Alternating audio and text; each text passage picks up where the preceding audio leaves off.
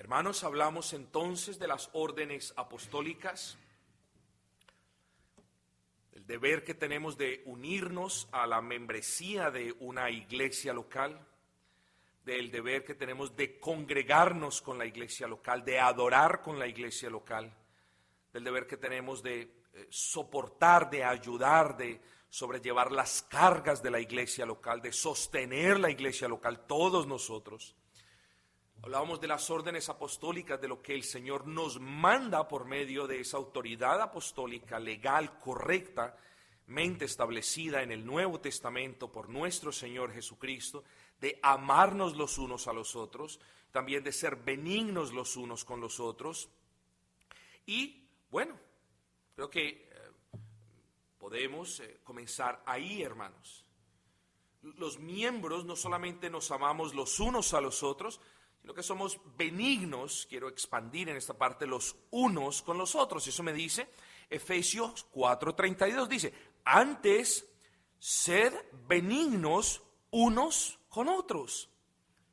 Pero la clave para entender esta orden en su máxima expresión no solamente radica en cumplir con la parte positiva de la orden, siendo benignos los unos con los otros y teniendo misericordia los unos con los otros, sino no teniendo amargura, enojo, gritería y maledicencia y malicia los unos con los otros. Es decir, la orden no solamente radica en el versículo 32, sed benignos unos con otros, misericordiosos unos con otros, sino que el apóstol comienza este versículo 32 antes, es decir, hace una comparación de lo que no debemos ser. ¿Y cómo no debemos ser? Hermano, no debemos tener ni amargura para con los demás, ni enojo para con los demás, no debemos airarnos con los demás, no debemos gritar, maldecir o ser maliciosos para con los hermanos. Eso es lo que el Señor nos manda, mis amados. No estar amargados con los hermanos. La amargura viene de la falta de una actitud perdonadora. Hay amargura cuando nosotros no podemos perdonar a los hermanos. Y entonces nos preguntamos, ¿un cristiano no puede perdonar a su hermano? Y decimos, es imposible que un cristiano no pueda perdonar a su hermano. ¿Por qué? Porque de la misma manera en que el Señor nos amó y en virtud de ese amor nosotros ahora podemos amar a nuestros hermanos, también cuando el Señor nos perdonó, Él nos ha concedido el poder de perdonar a nuestros hermanos. ¿Ven el punto? Un cristiano que no ame y un cristiano que no perdone es un cristiano que no existe, hermanos. Ese es el punto. Debemos perdonarnos los unos a los otros. Hermanos queridos, someternos los unos a los otros es uno de los principios grandes de la membresía, hermanos. Nosotros debemos someternos los unos a los otros en el temor del Señor. Tener a los demás como superiores a nosotros mismos, ya lo dijimos, y estoy moviéndome de una manera rápida porque quiero considerar esos desafíos de los cuales les hablaba hace un momento. Hermanos, ¿qué dice la palabra? Otra de las órdenes apostólicas, debemos soportarnos los unos a los otros. ¿No es lo que dice Colosenses 3:13? ¿Acaso el apóstol Pablo no le está diciendo a los hermanos en la iglesia de Colosa que se soporten los unos a los otros, perdonándose los unos a los otros? Claro que sí. Hermanos, debemos llevar las cargas de los más débiles en la congregación. Y soportarnos no es, me toca cargar contigo. No, hermanos, esa no es la actitud de soportarnos los unos a los otros. Debemos ayudar, cooperar con los demás hermanos de un buen corazón, hermanos.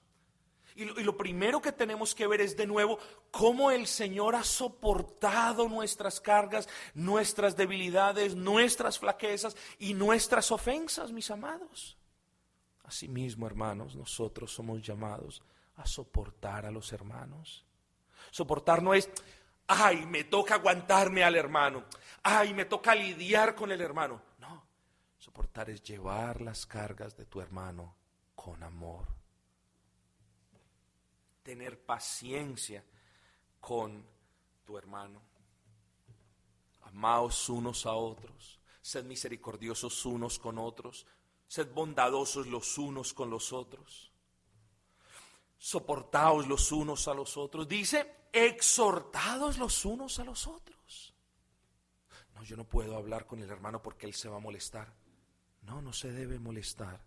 Si es un miembro, en verdad, del cuerpo de Cristo, él sabe que esta orden es tanto para él como para la persona que lo amonesta.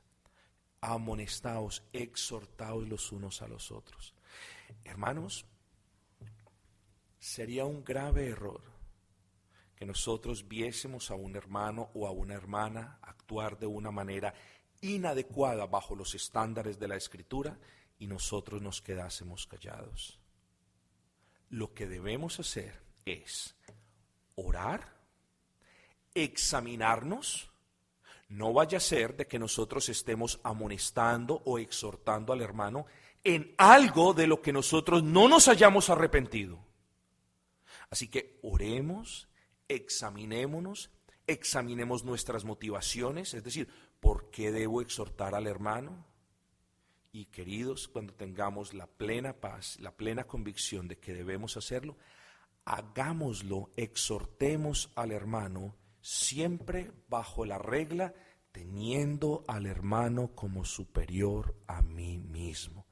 Es decir, te vas a acercar con temor y temblor delante de tu hermano, teniéndolo como superior a ti mismo, a decirle, querido hermano, yo vengo delante de ti, me humillo delante de ti, para que tú consideres esto que no estás haciendo de manera adecuada. No vengas al hermano, es que usted no está haciendo eso, es que usted está fallando en eso, es que usted está violando eso. No, ¿quién eres tú? ¿El maestro de tu hermano? ¿El padre de tu hermano?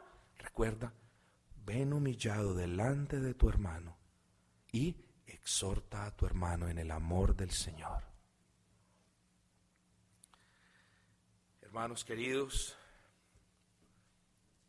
nos amamos, buscamos ser bondadosos los unos con los otros, buscamos siempre perdonarnos, buscamos siempre el beneficio de los demás, buscamos animarnos, hermanos queridos.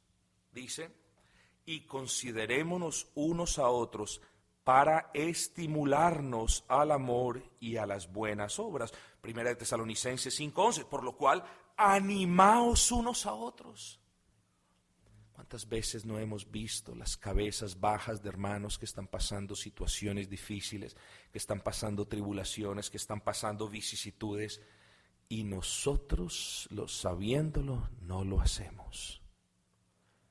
¿Qué me dice? Y este es uno de mis versículos preferidos, porque cada vez que pienso en este versículo, me acuerdo de mi pecado. Santiago 4:17, y el que sabe hacer lo bueno y no lo hace, se le cuenta como pecado. Hermanos queridos, animémonos cuando estamos desfalleciendo. Qué dulces, qué balsámicas son las propiedades de las palabras dichas por un hermano en el amor del Señor cuando estamos desconsolados.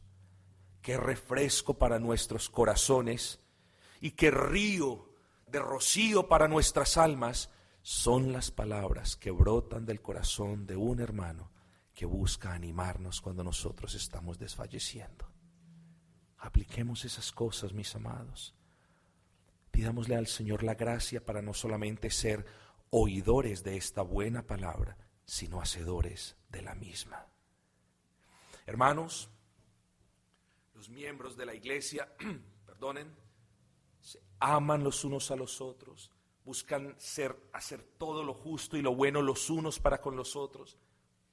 Se edifican los unos a los otros, se someten los unos a los otros, son bondadosos los unos para con los otros, perdonadores los unos para con los otros.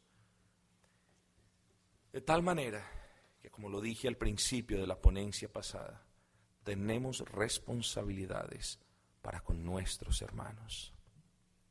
Si nosotros pensamos en virtud de las responsabilidades que tenemos para con nuestros hermanos, hermanos, vamos a ser una iglesia más bíblica, una iglesia más feliz, una iglesia más gozosa, una iglesia que viva en paz. Muchas veces reclamamos porque el hermano no es así con nosotros, pero no nos vemos a nosotros mismos como somos nosotros con ellos. Así que, hermanos, si algo hemos aprendido en estas 3 horas que hemos considerado estas verdades de la palabra, es lo siguiente: cada uno de nosotros es responsable por la paz en la iglesia. Cada uno de nosotros es responsable por el mantenimiento de la iglesia. Cada uno de nosotros es responsable para que, hermanos, delante del Señor, de amarnos los unos a los otros. Hermanos, quiera el Señor que esto quede en claro.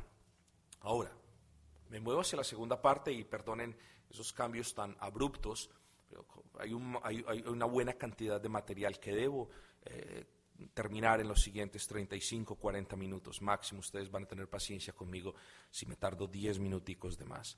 Hermanos, hemos definido la iglesia del Señor, hemos definido las características de la membresía de la iglesia del Señor, hemos hecho énfasis en quién son los miembros, quiénes son los miembros de la iglesia del Señor. Hemos hecho una cirugía en esa palabra, quiénes son los cristianos. Hemos definido la iglesia como el conjunto de cristianos que se reúnen con un cierto orden, membresía, diaconado y obispado, con propósitos definidos. Y hemos definido también, hermanos, hemos visto las analogías, las metáforas, de la iglesia para solidificar el concepto de iglesia local. Y hemos visto las órdenes apostólicas, comenzando por el amor y desembocando, hermano, en la edificación los unos con los otros. Hermanos, yo les doy gracias por la paciencia, porque creo que he cometido el grave error de preparar más material del que puedo exponer, así que he hecho varios cortes, pero al final de nuestra conferencia estaré en la parte de atrás, por si, con el permiso del pastor Sam, si alguno de ustedes quiere hacer alguna pregunta, con el mayor de los gustos, vamos a estar allí para dialogar un ratico, para edificarnos mutuamente. Pero, hermanos, quiero moverme ya al desafío, a uno de los desafíos que tenemos como iglesia local. Y cuando hablamos de desafíos, queridos hermanos, hablamos de esas cuestiones que muchas veces damos por sentadas en la iglesia, pero que están afectando a nuestras iglesias o a otras iglesias. Entonces, quiero dejar en claro que todo lo que voy a exponer a partir de este momento, pues como todo lo anterior es sustentable desde todo punto de vista en la Escritura, pero me he visto movido a exponer estos dos temas en lo que respecta a la adoración a Dios y a la proclamación del Evangelio. Y yo creo que la proclamación del Evangelio y la adoración a Dios, bueno, son dos desafíos que muchas iglesias en la actualidad tienen. Entonces, hablemos del primer desafío. Solamente tenemos tiempo para hablar de uno de ellos, y es el desafío en lo que concierne a la adoración a Dios. Ahora, ¿por qué es un desafío? Bueno, ciertamente es un desafío para muchas iglesias en la actualidad. Y muchas iglesias se debaten, queridos hermanos, entre cerrar sus puertas porque hay poca asistencia o abrirlas a una manera de adorar moderna para que más personas vengan. Y no son pocos los pastores que se debaten con la siguiente pregunta: ¿qué hago para atraer a los jóvenes? ¿Será que traigo un poco de música? ¿Será que quito el himnario? ¿Será que hago una cosa o la otra? Por eso es un desafío, hermano. Y lo que estamos viviendo en muchas iglesias es alarmante, y lo que están viviendo otras iglesias es preocupante. Alarmante, digo esto, porque no son pocas las iglesias que persisten en adorar a Dios de una manera totalmente contraria a las Escrituras. Eso es alarmante. Y también hablo de preocupante porque muchas iglesias, y lo digo con respeto, muchas iglesias de postura doctrinal ortodoxa, incluso algunas reformadas, están ensayando con nuevas maneras de adorar a Dios en el culto público. Entonces, ¿de qué manera la adoración a Dios en el culto público es un desafío para nuestras iglesias? Y bueno, yo digo que es un desafío por dos causas. Tengamos esto en cuenta en nuestro bosquejo mental por dos causas. Primero, hay un desconocimiento de lo que significa adorar a Dios. Y segundo, la mundanalidad está entrando en las iglesias. Esas son las dos causas. Si esas son las dos caras del desafío al que se enfrentan las iglesias del Señor en lo que concierne a la adoración, bueno, nuestro deber entonces en esta tarde es estudiarlos y comprenderlos para permanecer fieles al Señor. Si no los estudiamos, no los vamos a conocer. Si no los vamos a conocer, no vamos a poder ser obedientes. ¿Entienden el punto, hermanos? El punto es que el Señor nos llama a ser obedientes y no vamos a poder ser obedientes si no conocemos qué es lo que Dios mismo dice de la adoración en la palabra de Dios. Hablemos entonces en primer lugar del desconocimiento que muchas iglesias tienen de lo que significa adorar a Dios. Las prácticas extravagantes y claramente antibíblicas de muchas iglesias son un reflejo del desconocimiento que reina al respecto de la adoración a Dios. Desconocimiento de Dios mismo, desconocimiento de qué es adorar a Dios y desconocimiento de cómo se debe adorar a Dios. Hermanos, no tenemos tiempo, desafortunadamente, para ahondar lo que deberíamos. Pero debemos cerciorarnos, las iglesias deben cerciorarse de que conocen al Dios que adoramos. Hermanos, Dios nunca ha cambiado la esencia de la adoración. La adoración ha sido, es y será netamente de carácter espiritual. Aún la adoración judía, con todos sus adornos, con todo su esplendor, con todas sus ayudas visuales, siempre tenía una esencia espiritual, mis amados. Y nosotros, si hemos de adorar a Dios de una manera correcta, bíblica, escritural, debemos saber en primera instancia que Dios es inmutable. El doctor Renihan, estoy seguro, se los han enseñado una y otra vez. Dios es inmutable, Dios no cambia, Dios no tiene gustos como los que tenemos nosotros, mis amados hermanos. Y cuando decimos que Dios es inmutable, hacemos referencia a la reverencia, a la obediencia y al orden que siempre han estado presentes en la adoración a Dios. Hermano, debemos conocer a Dios si hemos de adorarle de manera correcta. Parece que hoy las iglesias o muchas de ellas no conocen a Dios. Parecen, y lo digo con mucho respeto, con temor y temblor delante de ustedes, parece que el Dios al que muchas iglesias adoran sea un hombre. A un hombre que le gusta la salsa, a un hombre que le gusta el reggaetón, a un hombre que le gusta una cosa o a un hombre que le gusta la otra. Dios no es hombre. Dios es espíritu, mis amados. Y es una herejía decir que a Dios, como aquel ser supremo de naturaleza incorpórea o espiritual, le guste este tipo de música o aquella otra. Hermanos queridos, a Dios no le agrada la música, a Dios le agrada la obediencia. Si es que hemos de antropomorfizar y si es que hemos de adjudicar gustos a Dios, si es que lo hemos de hacer, lo digo con sumo cuidado, entonces, digamos, a Dios no le agrada la música, a Dios le agrada nuestra obediencia, hermano. Y sería un gran error, excúsenme, creer que podemos encajar a Dios dentro de nuestras preferencias musicales o socioculturales. Ahora lo decíamos. Por encima de vosotros que sois mexicanos, de vosotros que sois hondureños, de vosotros que sois colombianos, de vosotros que sois americanos, muy por encima de eso está el que somos cristianos. Entonces, queridos hermanos, no podemos encajar a Dios dentro de nuestros gustos particulares. Muy a menudo, muchas iglesias parecen olvidarse de lo que Dios dice en la Escritura de sí mismo. ¿Saben qué dice? Repito, muchas iglesias parece que se olvidan de lo que Dios dice en la Escritura acerca de sí mismo. ¿Qué dice Dios en la Escritura acerca de sí mismo? Juan 4:24 dice: Dios es espíritu. Y vamos a examinar este versículo. Y los que le adoran en espíritu y en verdad es necesario que le adoren. Siga conmigo este razonamiento. Dios es espíritu, mis amados. Y en virtud de que Dios es espíritu, Dios demanda obediencia en la adoración.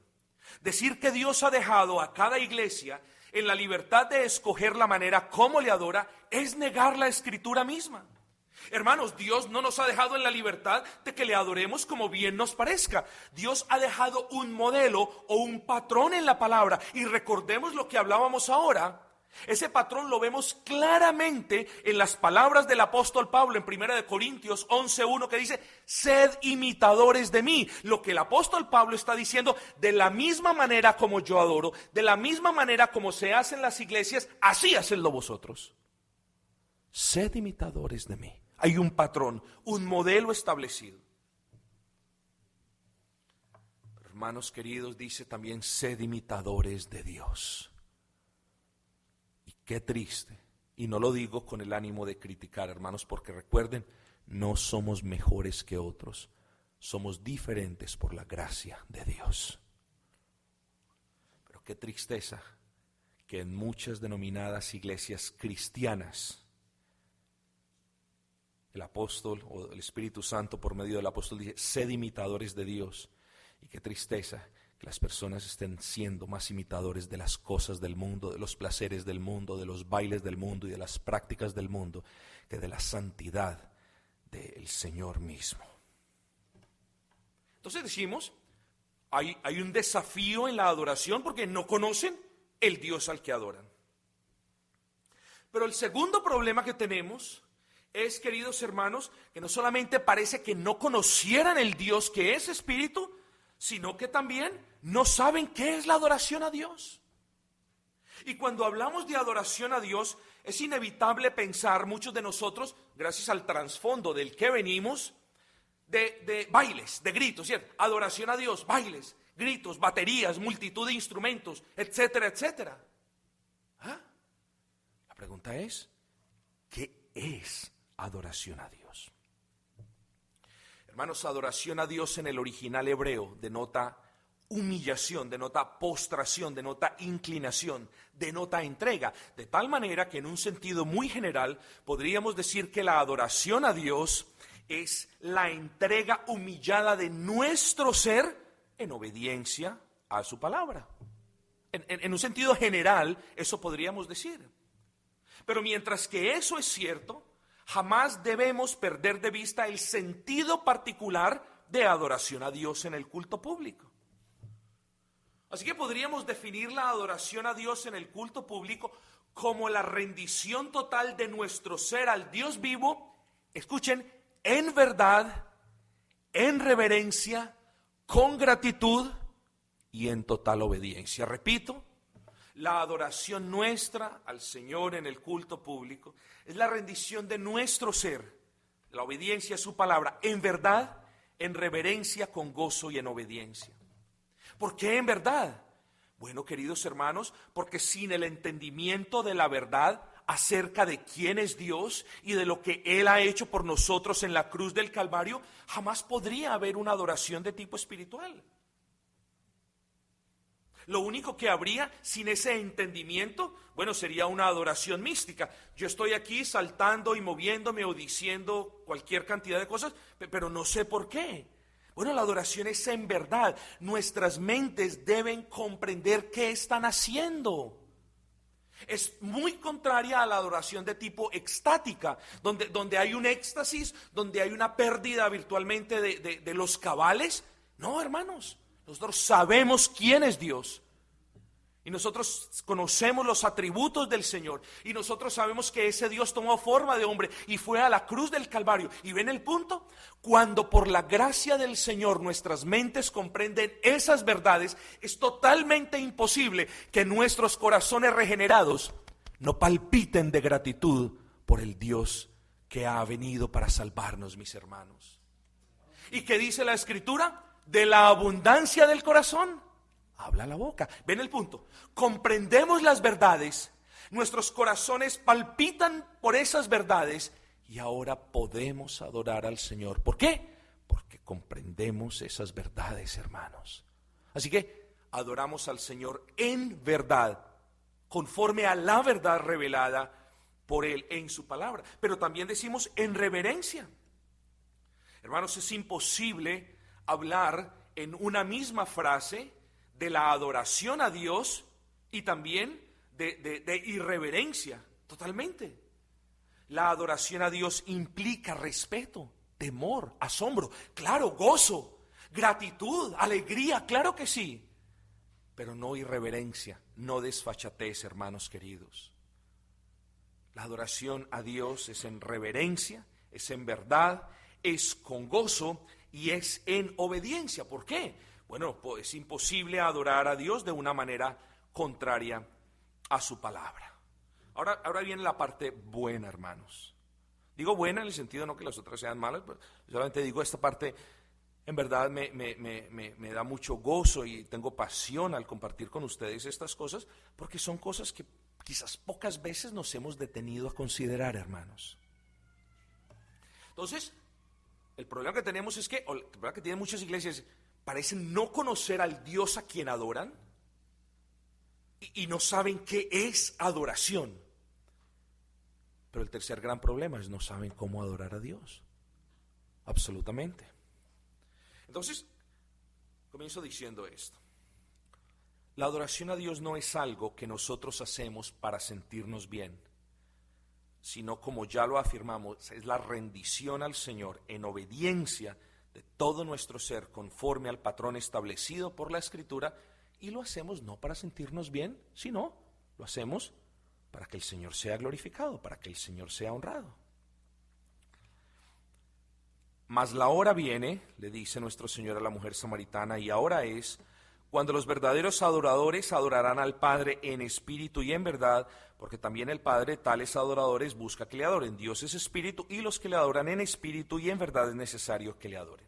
Hermanos, primer punto, téngalo en cuenta. Al hablar de verdaderos adoradores, se da por sentada la existencia de falsos adoradores. En este caso, habían falsos adoradores tanto de un lado como del otro, es decir, tanto de los judíos como de los samaritanos.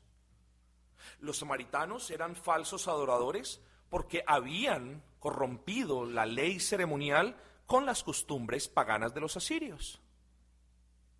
Pero también había falsa adoración en el grupo de los judíos. Tenían la ley ceremonial en el pleno esplendor de la palabra, pero estaban adorando al Señor de manera externa, física, carnal y no espiritual.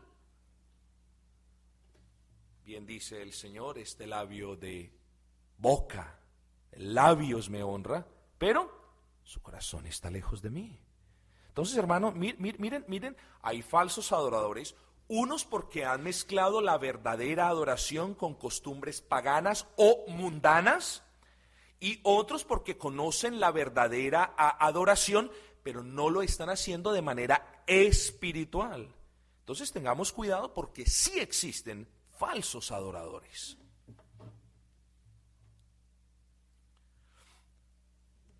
Pero ya que vimos que existen falsos adoradores, la pregunta entonces es, ¿quiénes son los verdaderos adoradores? Bueno, hermanos, los verdaderos adoradores, sigan el razonamiento con paciencia, son aquellas personas que adoran al Padre de la manera en la que el Padre busca que le adoren. Así que el desafío de nosotros como ministros de la iglesia radica en cerciorarnos que las ovejas del Señor, que ustedes conozcan cuáles son las demandas del Padre. Escúchame bien esto. ¿Demandas? ¿De dónde salió la palabra demandas? Ese versículo no nos habla de ninguna demandas. ¿De dónde salió, Pastor César? ¿Demandas? Yo quiero que ustedes, hermanos, escuchen esto. Cuando el Señor dice, porque el Padre tales adoradores busca que le adoren, ustedes pueden notar la presencia del verbo buscar, ¿no es así? ¿Cierto? Busca que le adoren. En el original griego, y van a tener un poquito más de paciencia, ese verbo buscar significa seteo. Y ese verbo seteo solamente puede significar una de las dos cosas que yo les voy a decir a continuación. La primera, ese verbo seteo, buscar, nos transmite la idea de alguien a quien se le ha perdido algo, ¿cierto? Y la segunda es, la idea que nos transmite es alguien que requiere y demanda algo. Así que pregúntese usted, ¿cuál de estos dos posibles sentidos del verbo buscar es el que se acomoda propiamente a este versículo? El de el Señor está buscando a sus adoradores porque no los encuentra, porque no los ve, porque se le han perdido, ¿sí? O el de que el Señor demanda, exige que sus adoradores le adoren de una manera particular. Hermanos queridos, es evidente, sin entrar en más detalles, que el único significado que se acomoda exegéticamente hablando es el de que Dios demanda, exige que su adoración sea de una manera estipulada. Entonces eso es muy importante que nosotros lo tengamos en cuenta. Así que hablamos de las demandas de Dios en la adoración a Dios. Ahora, ¿quiénes son los verdaderos adoradores? Son aquellos que por la gracia del Señor adoran como Dios lo demanda. Ahora la pregunta es, ¿cuáles son las demandas de Dios? Vamos a considerar el versículo 24.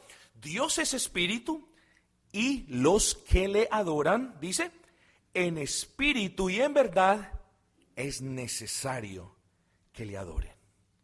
Ahora, es ahí la palabra correcta. Ahí la palabra es necesario, es indispensable.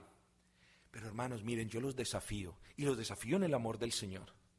Que ustedes vayan y busquen un buen diccionario del griego, quizás el de la King James, quizás el Thayer, quizás el Strong. Y si ustedes ven el significado de esta palabra necesario, saben que en este versículo en particular, ¿saben qué significa? Tener que, o en el inglés must. Tienes que. ¿Ven el punto? Ve y búscalo. Esta palabra en otros contextos es should, could. En este particular es must. Y lo que este versículo me está diciendo es esto, hermano. Dios es espíritu y los que le adoran en espíritu y en verdad tienen que adorarlo. El punto es, no hay opción. Hermanos, yo no quiero aquí obligarlo a hacer nada, que solamente estoy dándole los argumentos, casi palabra por palabra, de que la adoración a Dios no es algo que usted puede hacer en su propia manera.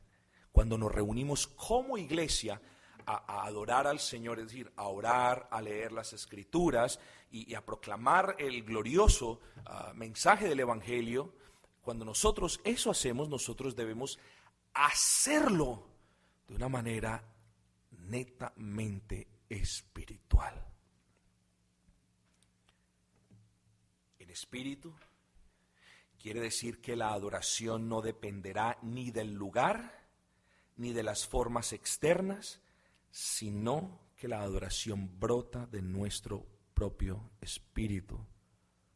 Espiritual significa que no depende de nada material. Nosotros usamos algunos instrumentos, pero esos instrumentos apoyan, sostienen el canto de la congregación como ese hombre que adora a Dios en un solo espíritu. El día que hayan instrumentos aquí y en el fondo y aquí y allá y detrás y de todo, ya la adoración, la esencia espiritual de la adoración se diluye y se convierte en algo material, en algo humano, en algo carnal. Entonces, Para aquellos que dicen que todos los instrumentos están prohibidos, nosotros decimos no, ese tampoco es el caso. El caso de la adoración espiritual significa de que no hay nada material en la adoración a Dios. Es decir, el día que no hayan instrumentos, gloria al Señor, adoramos al Señor en la plenitud de nuestro espíritu. Pero, mis amados hermanos, debe quedar en claro, nuestra adoración no depende, no necesita nada que no sea el corazón regenerado del hombre. Un gran teólogo dijo esto con respecto a la adoración a Dios en espíritu y en verdad. Esta es una de las verdades más importantes de la religión y una de las más sublimes jamás presentadas a la mente del hombre. Casi todas las naciones han tenido alguna idea de Dios como algo material, pero la Biblia declara que Dios es un espíritu puro. Y siendo Dios espíritu, lo que Él demanda es un culto puro, santo y espiritual. Y ese culto no es nada menos que el ofrecimiento de todo el ser en lugar de la ofrenda corporal y la alabanza del corazón más que la de los labios.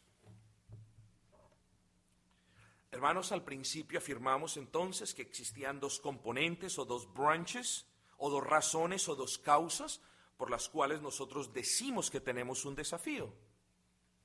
Y decíamos, hay un desconocimiento de lo que significa la verdadera adoración a Dios y subdividíamos eso en desconocimiento del Dios a quien adoramos, desconocimiento de la verdadera adoración y desconocimiento del cómo adorar a Dios. Pero el segundo desafío, y no voy a tardar mucho en esto porque esto debe ser evidente para ustedes, el segundo desafío que tenemos como iglesia es impedir la entrada de la mundanalidad en el culto público de adoración a Dios. Hermanos, yo les decía hace un par de horas, mundanalidad no es solo la práctica de pecados repugnantes y extravagantes, sino que mundanalidad es todo aquello que se opone a Dios y a su palabra. Así que, hermanos, ¿qué tenemos nosotros que ir a hacer al mundo trayendo cosas del mundo a la iglesia, al lugar de los santos? La verdad que no tenemos que hacer absolutamente nada. Como iglesias de Dios debemos empeñarnos e insistir que la adoración a Dios, si ha de ser acepta, puede incluir los elementos que Él prescribe en su palabra, pero tiene que excluir por completo aquellos que Él no sanciona de manera explícita. ¿Acaso Dios ordena en su palabra danzas, coros, bandas, coreografía y luces? No, hermanos.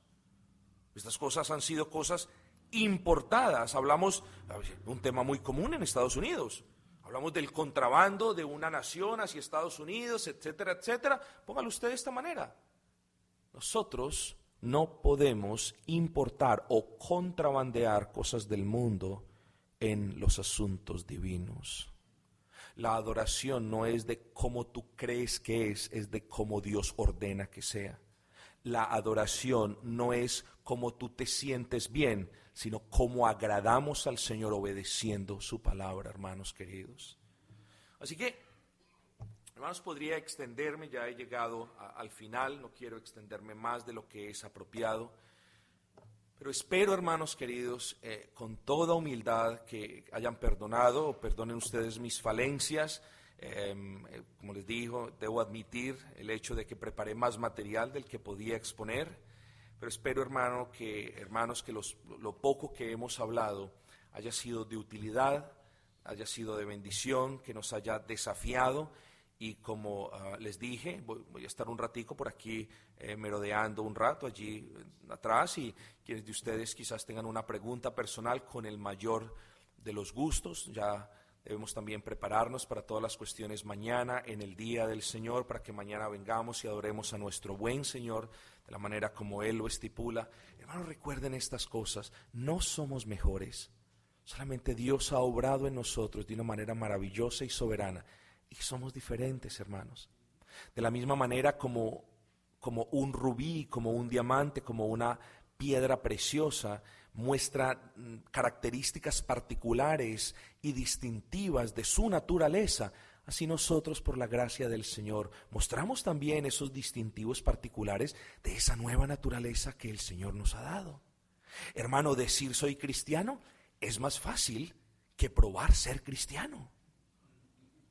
Claro, y yo creo que hoy ha quedado, creo que ha sido de manera evidente que la Escritura habla de cristianos como personas que han creído, sí, gloria al Señor, pero recuerden esa parte del arrepentimiento, pistrepo, epicúreos, son personas, hermanos, en quienes Dios ha obrado en sus mentes, en sus corazones, en todo su ser, de una manera tal que sus afectos, que sus emociones, que sus inclinaciones ya no están dirigidas hacia ese lado que es el mundo, sino hacia Cristo. Hermano, Dios, cuando obra en el corazón de una persona, cuando lo regenera, no lo deja a la topa tolondra. Dios lo regenera e implanta en ellos la fe y el arrepentimiento para que puedan volverse a Cristo, amar a Cristo, abrazar a Cristo y que Cristo sea su todo en todo.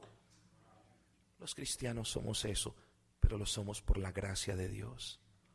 Pero los cristianos no solamente somos personas que creemos y que nos hemos arrepentido. Oh, hermanos, gran parte de esta ponencia, de esta conferencia, hablamos de una característica de los cristianos, la fidelidad. Fidelidad. Oh, sí, yo soy fiel a Dios. Querido hermano, ¿cómo dices que eres fiel a Dios cuando no sirves en la iglesia, cuando no soportas la iglesia, cuando no ayudas a la iglesia? ¿Cómo puedes decir eso? ¿Cómo puedes decir tú, mi amado, que te sometes a la cabeza que es Cristo y desprecias al cuerpo que es la iglesia? Los cristianos estamos también comprometidos con la iglesia local, hermanos. Hermanos, los cristianos nos reunimos cada vez que podamos. Y cuando no podamos, ¿saben qué hacen? Hagan un esfuerzo razonable por congregarse. Siempre lo más fácil es decir, ay, no pude ir. Ah, bueno, listo, no voy. No, hermanos queridos, debe haber un esfuerzo razonable por congregarnos, hermanos. Razonable. ¿Qué sería irrazonable? Que nuestro hijo esté en el hospital y yo diga, ay, me voy a ir ya. Bueno, ¿y quién lo va a cuidar? Es irrazonable, eso no tiene razón. Pero debemos hacer esfuerzos razonables. Nosotros los cristianos, recuerden, hemos sido liberados de la condenación del pecado. Hemos sido liberados del poder del pecado. Tenemos la libertad en Cristo. Hermanos queridos, ahora usemos esa libertad para escoger lo que a Cristo le agrada. Que nosotros estemos juntitos siempre, amándonos los unos a los otros, buscando lo mejor los unos para con los otros, sometiéndonos los unos para con los otros, edificándonos los unos para con los otros. Y hermanos, recuerden que ese amor, esa fidelidad nuestra como miembros de la iglesia local debe ser manifestada de una manera práctica. No, yo amo. Sí, yo amo. No, hermano, el amor cristiano es más práctico que subjetivo. Y eso lo vimos en 1 Corintios capítulo 13. Así que, hermanos, me despido de ustedes por ahora con gran gozo, con gratitud para con el Señor que me permitió conservar la voz estas 4 horas. Y vamos a despedir nuestra pequeña conferencia. Esta es la primera conferencia que hacen aquí, Dr. Brannigan. Bueno, esta es nuestra pequeñita primera conferencia y quiere el Señor bendecir conforme sea su voluntad cualquier actividad que esta iglesia programe de ahora en adelante. Hermanos, seamos fieles, comprometidos con la causa, firmes en la proclamación del Evangelio, siempre recordando que estamos unidos en la verdad. Vamos a orar, mis hermanos, vamos a dar gracias al Señor. Padre Celestial, Señor, te damos muchas gracias, Señor. Cuántas gracias te doy, Padre, por este hermoso tiempo que me has permitido estar entre mis hermanos. Padre, considerando estas cuestiones, Señor, edificando a mis hermanos, pero también siendo edificado por tu palabra. Oh, Señor, gracias te doy, Señor. Padre, rogamos que nos permitas culminar esta conferencia con conversaciones edificantes, Señor, que nos lleves a casa con bien, que nos lleves con gozo, que podamos disponer nuestros corazones, prepararlos para el día tuyo mañana, Señor, que mañana vengamos con gozo y regocijo, pero Señor, con la plena certeza, la firme convicción y el más completo y sincero de los deseos de comenzar a poner estas cosas por obra. Oh Señor, concédenos la gracia, Señor. No permitas que venga el merodeador, el ladrón, el usurero, que no vengan los pájaros, las aves del cielo a robarnos esta palabra. Te lo pedimos, Señor, en este momento, en el nombre de Cristo Jesús, Señor y Salvador nuestro. Amén.